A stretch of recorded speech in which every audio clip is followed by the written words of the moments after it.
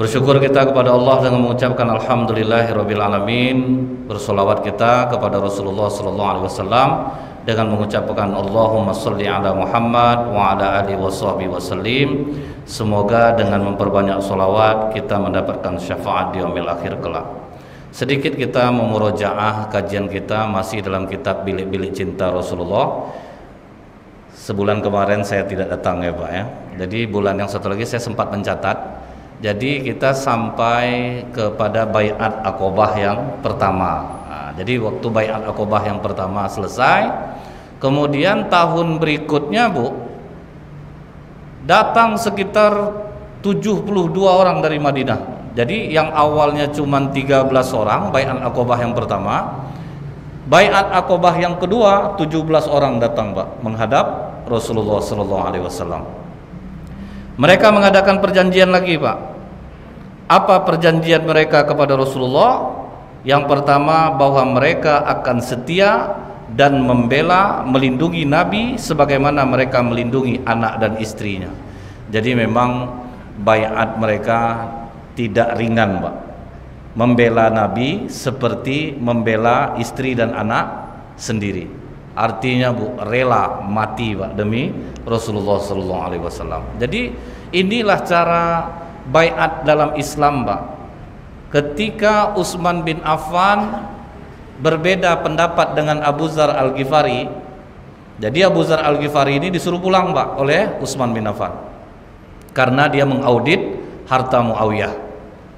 Jadi daripada ribut, karena Abu Dzar ini orangnya agak keras Bu. Begitu dia lihat Muawiyah hidup agak senang, ditengoknya rakyat ada yang susah, apa katanya kepada rakyat Pak? Asah pedang itu, penggal kepala orang-orang kaya. Waktu itu Abu Dzar karena memang dia cinta kepada orang-orang miskin. Karena menurut dia Pak, tidak boleh kita ini kaya. Itu pendapat Abu Dzar Al-Ghifari. Maka dia ditarik oleh Utsman bin Affan ke Madinah. Begitu sampai di Madinah, apa kata Utsman? Sudahlah Abu Dzar, tinggallah bersamaku di Madinah ini, bantu aku di Madinah ini.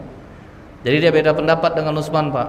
Tidak, aku mundur dari jabatanku karena jabatannya mengaudit harta pejabat Pak. Mundur dia dari kekhalifahan Utsman bin Affan, sendiri dia tinggal Pak. Datanglah orang membujuk Abu Dzar ini. Abu Dzar, kau ini kan dalam keadaan benar. Bagaimana kalau kita kudeta saja Utsman? Apa jawaban Abu Dzar Pak? Apabila Khalifah Utsman menyuruhku menggantung diriku saat ini, akan kugantung diriku. Nah, jadi walaupun berbeda pendapat, tapi nggak bisa dibujuk-bujuk Pak, dihasut-hasut nggak termakan dia. Sempat ini terjadi di masa kita Pak.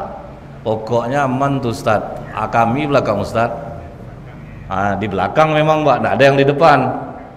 Jadi kalau Islam Pak, kekhalifahan itu baiatnya betul-betul setia kepada pemimpin, karena pemimpinnya memang orang yang taat, yang dijamin Allah dan yang dijamin Rasulullah masuk surga. Itu memang udah ada jaminannya. Kemudian mereka berjanji lagi bahwa ikut berjuang membela Islam dengan harta dan jiwanya. Abdurrahman bin Auf Pak, walaupun kaya raya, bukan nyumbang aja, perang juga ikut Pak. Kalau kita kan biasanya kan kalau udah banyak nyumbang Pak, gotong royong aja nggak ikut lagi tuh Pak. Gotong royong nggak ikut lagi, segan orang ngajak dia Bu. Bapak tuh nggak kita aja, baik kok sedikit banyak nyumbang masjid tuh, biar elah. Itu memang bawaan kita Pak, bawaan kita memang seperti itu, pasti segan kita Bu. Abdurrahman bin Auf menyumbang cukup banyak, ikut langsung perang Pak. Itu maksudnya dengan harta dan jiwanya. Jadi ini perjanjian Pak kepada pemimpin. Dengan harta, jiwa. Jadi tidak cukup aja dengan harta, jiwa pun mereka berani korbankan. Kemudian lagi berusaha memajukan agama Islam dan meyakinkan kepada kerabat-kerabatnya. Kita ambil contoh Bu, Sa'ad bin Abi Waqqas. Sa'ad bin Abi Waqqas itu Pak orang kaya. Pas dia berdagang, terdengar dia ada seorang pendeta Yahudi mengatakan, kau dari mana? Dari Mekah. Belum tahukah kau bahwa seorang Rasul akan muncul dari kalangan kalian? Gelisah Sa'ad bin Abi Waqqas waktu berdagang di Syam itu. Dia pulang ke Madinah, ditanyanya kepada orang-orang di Madinah, ada enggak berita seorang yang mengaku Nabi selama aku pergi berdagang? Ada, Muhammad ngaku Nabi itu. Siapa aja pengikutnya sekarang? Abu Bakar Siddiq. Oh, aku tahu betul sama Abu Bakar tuh, karena sama-sama pedagang nih Pak. Hati Abu Bakar itu hati orang baik. Maka pergi dia ke rumah Abu Bakar Siddiq. Abu Bakar, betul Muhammad mengatakan diri dia seorang Nabi? Iya Sa'ad, kalau begitu aku juga ikut. Begitu Sa'ad bin Abi Waqqas masuk Islam, siapa yang menentangnya Bu? Ibu kandungnya sendiri. Ibu kandungnya yang menentangnya. Sampai apa kata ibunya? Sa'ad, kalau tidak mau engkau meninggalkan agama Muhammad, ibu tidak akan makan-makan sampai ibu mati. Apa kata Sa'ad? Ibu, walaupun ibu punya 100 nyawa, kemudian nyawa ibu hilang satu-satu, agama ini tidak akan aku tinggalkan. Itulah Bu, kokohnya iman para sahabat. Sampai akhirnya ibunya luluh sendiri Pak, yaudahlah ikutlah, walaupun ibunya tidak mau ikut Sa'ad bin Abi Waqqas. Tapi begitulah Pak, diyakinkan karib kerabat kita. Rasulullah Bu, yang dahuluan diyakinkannya siapa Pak? Karib kerabatnya. Jadi kita ini pun kalau bisa berdakwah, yakinkan juga karib kerabat kita.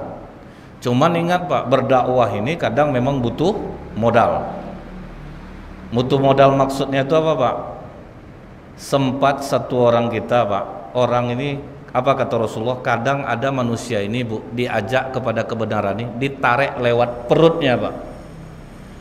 Orang kadang tidak butuh ceramah Pak, orang sedang butuh duit, kita bantai ceramah. Misalnya Bu, orang minta tolong, Bang, ada uang abang agak 50.000 Bang, aku itulah bangkrut pula usahaku, dan masuk hari kedua aku tidak makan ya. Aku kasih tahu sama kau lah, bilang sama istri kau tuh, pandai-pandai kalau ada uang. Ini ceramah udah panjang nih Pak. Jadi ada uang Pak, kalau sekarang yang tidak ada uang, bertinju mau tuh Pak. Ceramahnya udah didengar panjang lebar, rupanya tidak ada solusinya. Jadi kadang Bu, kita berdakwah nih pakai ini perlu loh Pak. Memang ada Bu. Contohnya Bu, Ahad subuh berjamaah, kenapa bisa ramai Pak? Karena nasi goreng Pak, kopi, teh. Bukan tidak mampu jamaah membeli kopi, teh, nasi goreng itu Pak. Itulah yang membuat orang tertarik itu Pak. Saya ingat Bu, ada anggota dewan reses, diundangnya masyarakat, seramai-ramainya datang, hari hujan lebat Pak. Sampai saya ucapkan salut saya kepada anggota dewan ini. Berarti Bapak memang menjalankan amanah Pak. Hujan lebat seperti ini ramai masyarakat yang datang ke tempat Bapak. Baca undangan tuh baik-baik dulu Ustaz. Rupa di bawahnya Bu, yang datang Indomie sekardus, minyak goreng sekilo, telur sepapan, beras 10 kilo Pak. Apa enggak ramai Pak? Jadi memang ada perlunya. Orang mengumpulkan untuk dunia aja rela dia habis Pak, ngumpulin orang. Apalagi kita untuk akhirat ini Bu. Sempat satu orang ibu-ibu, kau mau dengar ceramah enggak? Aku kasih 10.000. Ramai nih Pak, sempat satu bapak bawa satu orang 10.000, tiap kali ceramah lumayan penuh masjid ini Pak. Itu pendapat saya, janganlah Bapak amalkan. Kadang orang nanti Pak dikasih 10.000, awak dia ngelanjo jawab Pak, wala biar baru ikut Pak. Nggak ada suruh-suruh jangan ceramah, nanti kena itu kan pula nanti Pak. Jadi itu Bu, kadang butuh menarik orang lewat perutnya. Jadi meyakinkan karib kerabat tuh Bu, kadang harus pakai uang. Jadi money politik lah kita ceramah. Orang aja untuk dunia rela ngasih Pak, masa kita untuk akhirat tidak mau pula kita seperti itu. Dengan niat ikhlas karena Allah, untuk di jalan Allah. Dulu ingat saya Pak, di jalan Toda, tanyalah sama tukang ojek, berapa penghasilan Bapak satu hari Pak? Kadang ya 35, kadang 50. Sudah dapat saya datanya, saya cari orang kaya Pak. Bagaimana kalau kita adakan pelatihan untuk tukang ojek di jalan Toda ini, kita kasih 100.000 satu hari, selama 3 hari sekitar 20 orang, yang ngajar sekitar 5 orang. Ada satu orang Pak mau nanggung, oke lah saya semuanya, jadi totalnya waktu itu 6.500.000. Pergi ke pangkalan ojek tuh, Pak, Bapak ada mau ikut pelatihan enggak Pak? Cara wudhu, cara sholat. Kami kasih 100.000 sehari. Weh Pak, mencari 20 orang tuh Pak, enggak sampai 5 menit Pak. Lama ya Pak. Ayolah mau tanda tangan. Ramai Bu, macam ikan salai mata semuanya Bu, mendengar ceramah tuh Pak. Orang bukan tidak mau dengar ceramah tuh, kadang otaknya kalut Pak, dia sedang tidak ada. Jadi kadang memang ada Bu, bukan kita jengkali orang dengan uang Pak. Jadi bukan jengkali orang dengan uang. Dikasih dia di atas harapan dia, mau orang ikut agama nih Pak. Kadang ada pakai uang, tapi tidak selamanya. Nah, pakai harta dan jiwa. Kemudian mulailah mereka menunggu Rasulullah di Madinah. Jadi yang udah janji tadi, pokoknya Rasulullah pergi kau ke Madinah, kami menjamin. Rasulullah pun berbicara kepada Abu Bakar Siddiq. Abu Bakar, siapkan kendaraan, tapi tidak disebutkan kapan berangkatnya. Jadi inilah yang dipakai oleh Muammar Gaddafi Pak. Sistem tidak ada istilah protokoler. Muammar Gaddafi itu Pak, sampai mobil yang akan dipakainya jalan aja tidak ada satupun tentara yang tahu Pak. Suka-suka dia. Jalur suka-suka dia. Jadi ada memang yang dirahasiakan. Sedangkan yang udah dirahasiakan aja kena juga Pak kan. Apalagi yang tidak. Jadi pokoknya mendadak Pak. Malam Rasulullah keluar rumah dalam keadaan dikepung. Semuanya tertidur. Rasulullah keluar rumah langsung ke rumah Abu Bakar Siddiq. Kita berangkat malam ini. Langsung sami'na wa ata'na. Langsung berangkat Pak. Kalau kita tidak bisa pagi ya, besok itu malam betul ya Rasulullah. Tidak ada kata-kata itu Pak. Pokoknya berangkat, langsung berangkat. Jalan, kemudian cari jalan yang menyimpang. Misalnya kalau ke Madinah ke sana arahnya malah dicari ke kemari, supaya tidak terlacak Pak. Nah disitulah Bu kita lihat kecintaan sahabat kepada Rasulullah SAW. Begitu mau masuk gua, apa kata Abu Bakar kepada Rasulullah? Ya Rasulullah, biar aku yang masuk ke dalam. Tunggulah di luar.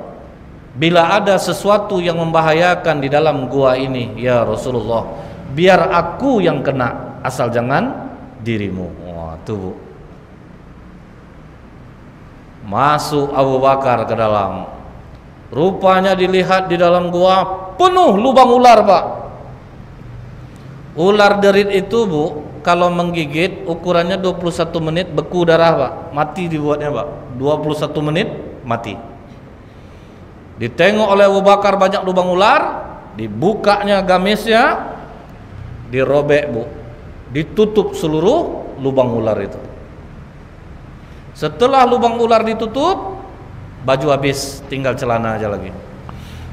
Ternyata di bawah lantai gua sur ada 2 lubang ular lagi Pak, yang ular masih ada di dalamnya.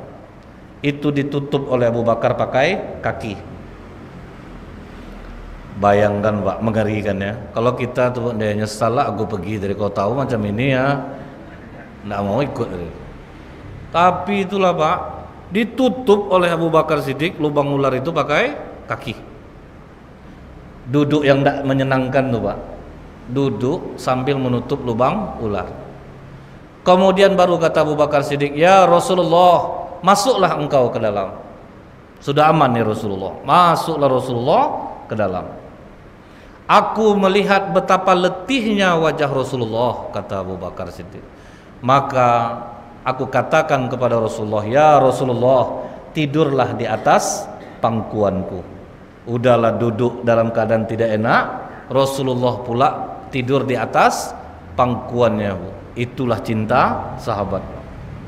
Malah apa kata Abu Bakar kepada Umar menceritakan, tidak ada siang dan malam lebih indah aku lalui Umar, melainkan ketika Rasulullah berada di atas pangkuanku. Kita sesayang apa sama istri Pak? Berapa lama tahan istri tidur di atas paha Bapak? Tegak-tegak lagi ya. Kau gemuk sekarang, dulu ya langsing kau. Sekarang badan kau berat. Terasa ya Bu ya. Sabar ya Bu ya. Sabar. Dari ketawa Ibu nampak Bu, Ibu merasakan hal yang saya ceritakan ini. Kalau dulu ya lah Pak, awal-awal boleh lah. Macam orang film-film India itu Bu, menyandar tiap hari, tidak keluar-keluar dari rumah. Sudah 2-3 tahun, dah beranak 1, beranak 2. Cobalah Ibu menyandar, kau tidak kena seperti yang saya sebut tadi. Ini Pak ditahan Pak. Rasulullah tidur di atas pangkuannya. Tengah malam, rupanya ular yang di dalam itu Pak melihat kaki Abu Bakar bergerak, langsung dipatoknya Bu. Apa kata Abu Bakar Siddiq? Sekujur tubuhku mampu menahan gigitan itu. Ditahan Pak. Sempat kita yang kena gigit Pak. Siapa yang ada di atas pangkuan itu terlempar semua itu Pak. Nanti menyesalnya dulu, memang menyesal sudah tuh Pak ya. Misal cucu di atas nih Pak, terlempar cucu tuh, bekak kepalanya, sudah tuh kita sedih. Tapi yang penting terlempar dulu. Tapi Abu Bakar Siddiq Bu, ditahannya Bu. Ditahannya gigitan itu. Karena apa? Takut Rasulullah terbangun. Cuman ingat nih Pak Bu, kalau kita sedang sholat, ada digigit binatang Pak, bergerak dari lebih 3 kali pun sholat tidak batal. Bunuh binatangnya dulu Pak. Janganlah ditahan Bu. Ini mentang-mentang dalam keadaan sholat Pak digigit. Salah besar tuh Bu. Apa hadisnya? Ali datang ke rumah Rasulullah, bertemu dengan Ummul Mukminin Aisyah. Kemudian Ali bertanya, mana Rasulullah wahai Ummul Mukminin? Sedang sholat. Maka Ali sholat di belakang Rasulullah. Rupanya sedang sholat, jatuh kalajengking dari atas Pak. Kalajengking yang transparan itu Pak, kalajengking padang pasir. Apa yang dilakukan Rasulullah Bu? Sedang dalam keadaan sholat tuh, menoleh dia kepada Ali, cuman tidak ngomong Pak, diberinya isyarat. Nyuruh aja Ali maju. Begitu Ali maju, diinjak-injak oleh Ali kalajengking itu sampai mati. Kemudian mundur lagi ke belakang, sholat tetap diteruskan. Yang tidak boleh kita ngomong Bu, mati kau. Nah itu baru batal. Ya kan, takutnya latah Pak. Kalau latah ngeri nih Pak. Orang latah Bu, itu sulit tuh Pak. Saya pernah tidak sengaja nih Bu ya. Dia orang latah Pak, sholat sunat. Saya masuk bukan nanya ke dia, saya nanya sama yang orang sedang tidak sholat. Udah azan orang, dia yang jawab sedang sholat tuh Pak. Udah tat katanya. Itu terkenang dia balik. Itu bahaya aja orang latah Bu. Jadi kalau kita sedang sholat, digigit binatang, bunuh binatangnya dulu. Jangan ditahan. Nah, Abu Bakar Pak, saking cintanya kepada Rasul, ditahan sakitnya. Tapi kata Abu Bakar, mataku tidak tahan. Tubuh tahan kena gigitan, mata tidak tahan. Netes air mata. Nah, ingat Bu, air mata ini ada 2 Pak. Satu, air mata yang keluar kalau orang sedang bahagia, ibu naik rumah, ibu anak sarjana, penghasilan bertambah, kan nangis orang kadang tuh Pak. Itu nangis bahagia. Kalau nangis bahagia, air mata yang keluar dingin. Kalau orang sedang marah, sakit hati, sedih, air mata yang keluar panas. Nah, air mata Abu Bakar yang keluar ini air mata sakit Pak, panas. Netes ke pipi Nabi di padang pasir kalau malam sangat dingin. Terbangun Rasulullah, bertanya kepada Abu Bakar, kenapa kau menangis? Abu Bakar, kakiku digigit ular ya Rasulullah. Bagian mana yang terkena? Ini ya Rasulullah. Diludahi oleh Rasulullah Pak, yang kena gigit itu sembuh, hilang. Itu lidah Rasulullah, ludah Rasulullah. Jangan Pak, Bapak coba macam ini Pak, infeksi nanti Pak. Kan ada orang suka ngasih air liurnya Pak. Kalau anaknya kena gigit apa, bengkak 5 hari kemudian Bu. Ludah kita ini lain Pak, ludah Rasulullah beda. Itu kesetiaan Abu Bakar Siddiq. Jadi bukan kita bersolawat-solawat aja Bu menunjukkan kecintaan itu. Betul-betul ada kerinduan untuk Rasulullah. Karena untuk agama ini Bu penuh dengan air mata perjuangan Rasul. Dari awal kita membahas tentang bilik-bilik cinta Rasulullah, bagaimana sedihnya, bagaimana Ummul Mukminin Khadijah dari kaya sampai jatuh miskin demi Islam ini. Setelah itu Bu, berjalanlah besok paginya. Nah, ini berjalan nih Pak menuju Madinah. Jadi di tengah padang pasir itu ada orang jualan. Orang jualan ini namanya Ummu Ma'bad Bu. Dia punya kambing, kambingnya itu sudah tidak lagi mengeluarkan susu. Apa kata Rasulullah? Bu, ini kambing siapa? Kambing saya nak. Boleh saya perah susunya? Apa pengakuan Ummu Ma'bad? Hampir saja aku marah kepada Rasulullah. Waktu itu belum kenal lagi Bu. Sama cerita Imam Ahmad bin Hambal tidur dalam masjid habis sholat isya, kena usir sama petugas masjid Bu. Pak, keluar Pak, tidak boleh tidur dalam masjid. Apa kata Imam Ahmad bin Hambal? Saya musafir, boleh saya numpang? Nah, tidak bisa Pak, keluar Pak. Imam Ahmad keluar dia Pak, tidur dia di teras. Sampai di teras diusir lagi oleh petugas masjid itu. Keluar Pak, tidak boleh tidur di sini pun tidak boleh. Itulah kerendahan hati para ulama. Tidak ada dia sombong Pak. Kau sempat tahu aku nih berhenti kau di masjid ini, percayalah kau. Tapi itulah tidak mau dia ngomong siapa dirinya. Jadi memang perlu Bu merendahkan hati, bukan merendah diri Pak, merendahkan hati kita, membuang ego. Rasulullah aja Bu sampai digitukan, hampir saja aku marah kepada dia. Tapi ketika aku melihat wajahnya, melihat wajah Rasulullah tuh Bu, segan orang jadinya Pak. Dia wajah kita ini kan macam-macam nih Pak. Ada wajah kita ini wajah sedih. Asal nengok mukanya Bu pengen ngajak makan aja kita Pak. Nengok muka orang tuh Pak. Dia ada wajah orang nih Bu, sedih aja nengok dia Bu. Pokok kalau udah jumpa sama dia rasa ingin ngasih duit aja kita Pak. Tuh ada wajah orang ini wajah marah. Kan macam-macam Pak wajah kita nih Pak. Nah wajah Rasulullah itu komplit Bu. Jadi orang kalau melihat dia itu Pak timbul rasa segan. Entah mengapa kata Ummu Ma'bad, aku tunjukkan saja kepadanya, kambingku ini sudah tidak lagi mengeluarkan susu. Bolehkah aku memerahnya? Kata Rasulullah. Oh ya udah silahkan. Diperah oleh Rasulullah susu kambing itu Pak. Muncrat air susunya keluar. Disitulah Ummu Ma'bad tertegun. Itu mukjizat Rasulullah yang jarang disampaikan oleh orang. Diperahnya susu kambing yang tidak bersusu lagi Pak, keluar airnya. Dan apa kata para sahabat Bu? Kambing itu panjang umurnya Pak, sampai masa Umar bin Khattab jadi khalifah, kambing itu tetap hidup. Dan kapan saja diperah susunya keluar. Mau pagi, mau siang, mau sore, mau malam, pokoknya keluar terus Bu. Itu keajaiban kedatangan Rasulullah. Kalau kita merah susu Pak, kambing menyusu stres kita buat Bu, nggak mau dia nyusu, nggak mau keluar susunya lagi. Karena kita ini Bu berbeda. Kalau kita ini ada masing-masing Pak tangan cocok nanam cabai, ada yang cocok, yang tidak cocok nanam bunga. Jadi kita ini sudah diberikan Allah kelebihan masing-masing. Orang banyak kena bedagangnya apa Pak? Ditengoknya orang bedagang pakai anak-anak laku, digantinya dagangannya Pak, nggak bisa. Kita masing-masing ada kelebihan yang diberikan oleh Allah yang tidak dimiliki oleh orang lain.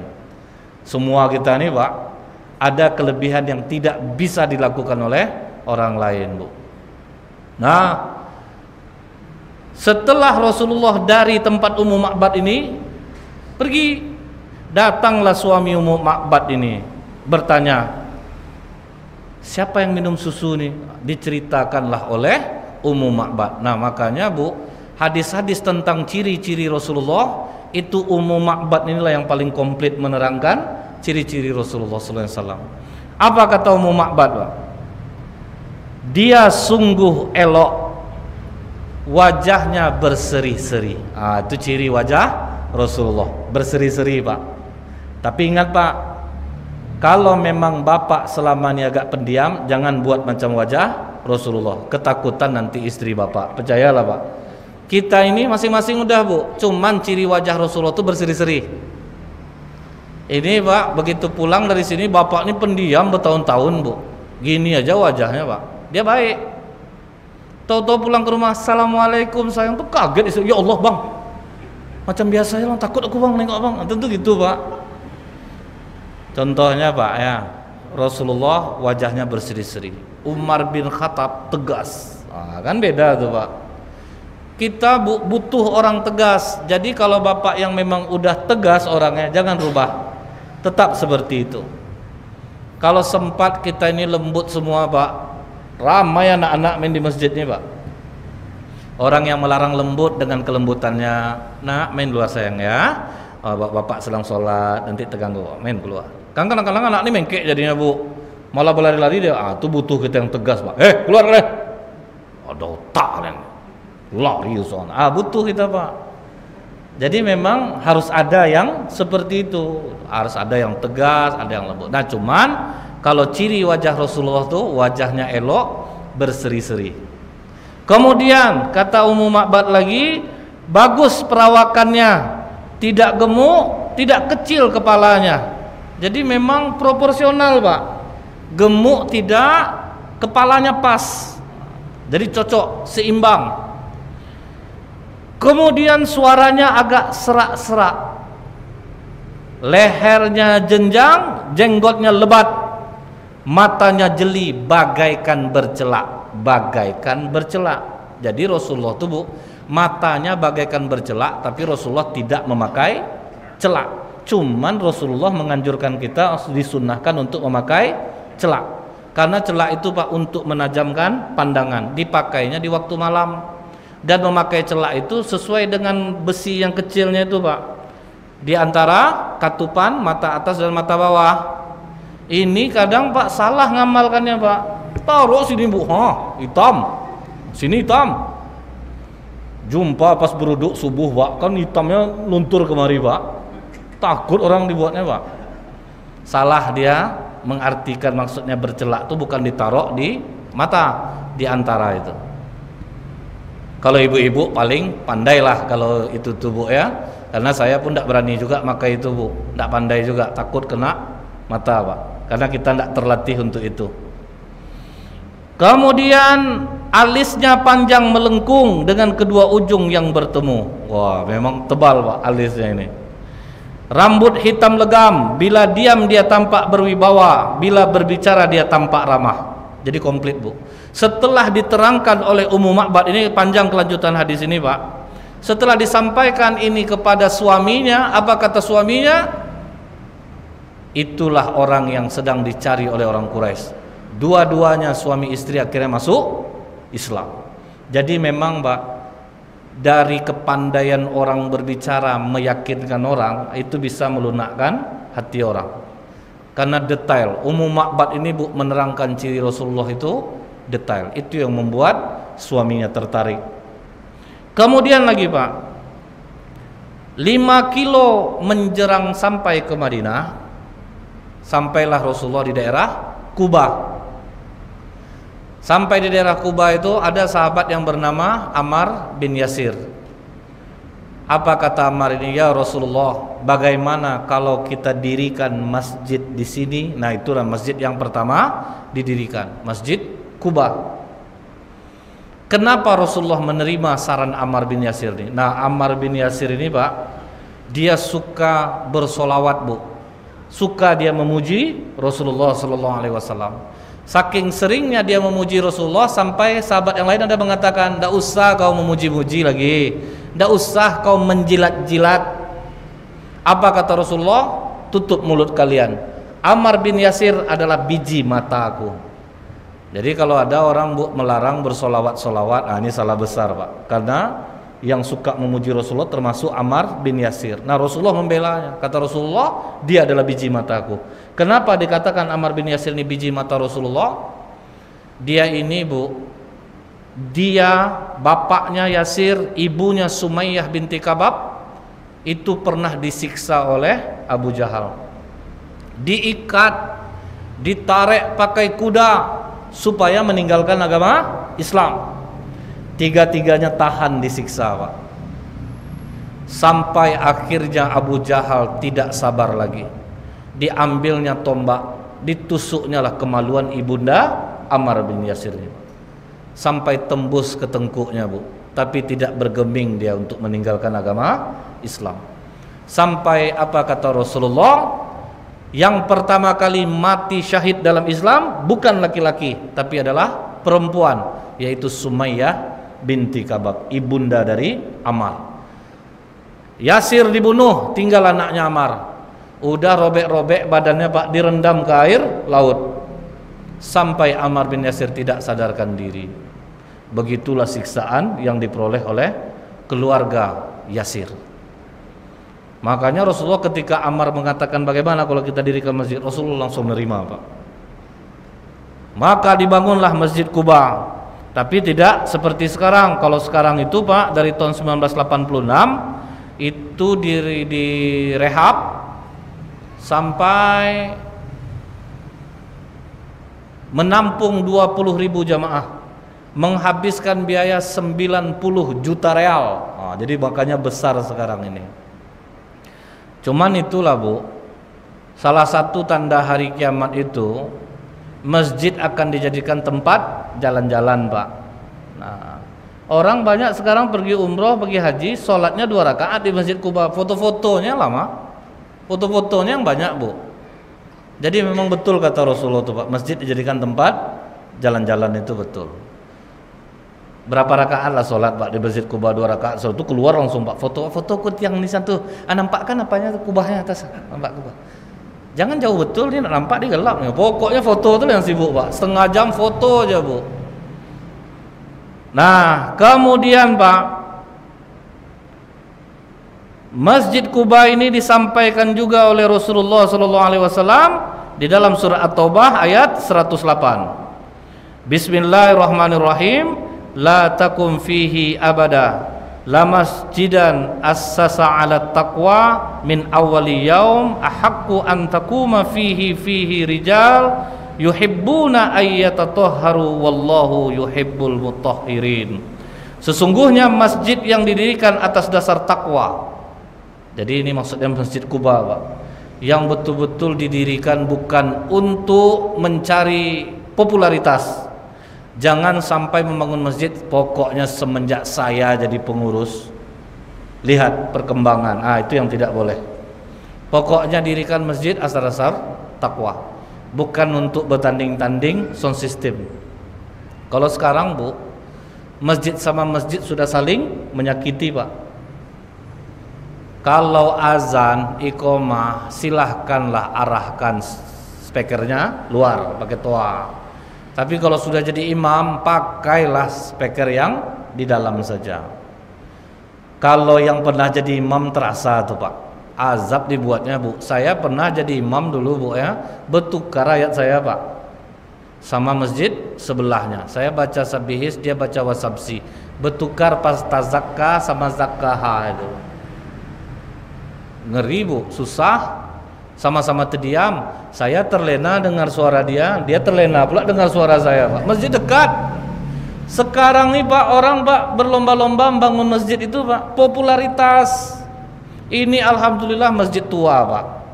Masjid-masjid yang baru-baru bangun nih, Bu, ngeri-ngeri, Pak. Ada waktu itu donatur, pendapatnya tidak diterima di masjid itu, Bu, ya. Dibangun ya masjid sendiri, Pak. Keras hati Bapak tuh, Pak.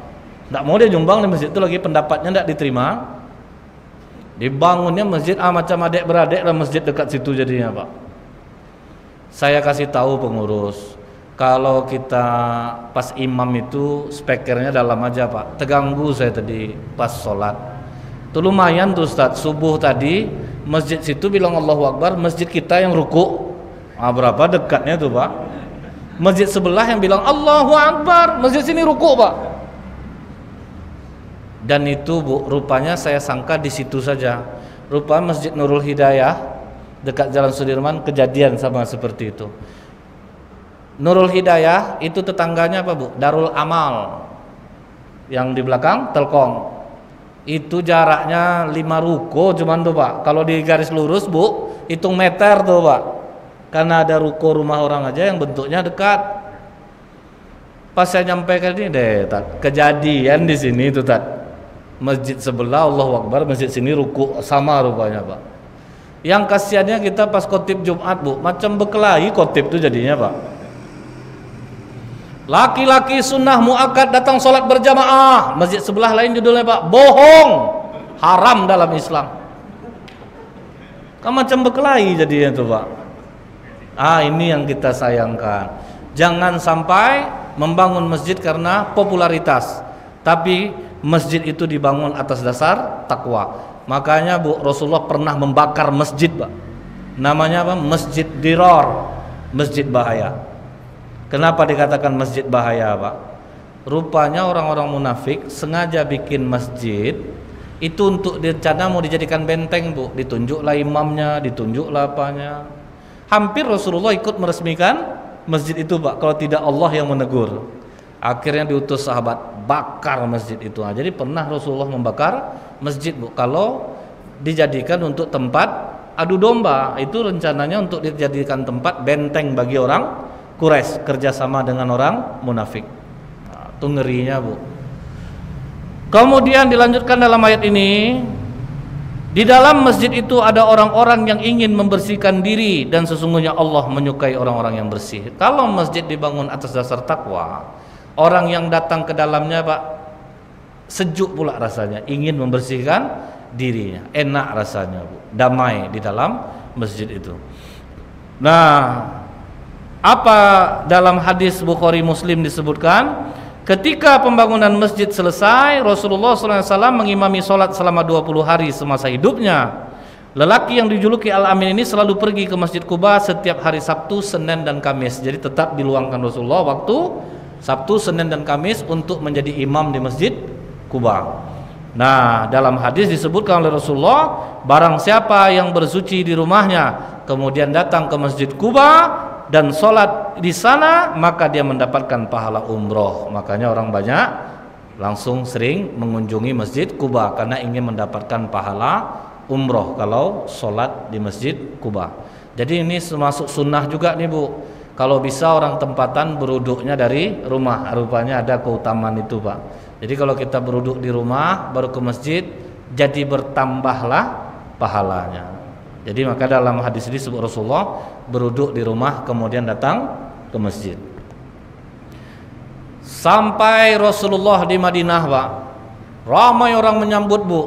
Apa kata orang di Madinah? Tola'al badru alaina. Itu dari dulu nggak berubah iramanya tuh Pak, nyambut Rasulullah. Jadi tidak semua nyanyian, nada, musik itu haram.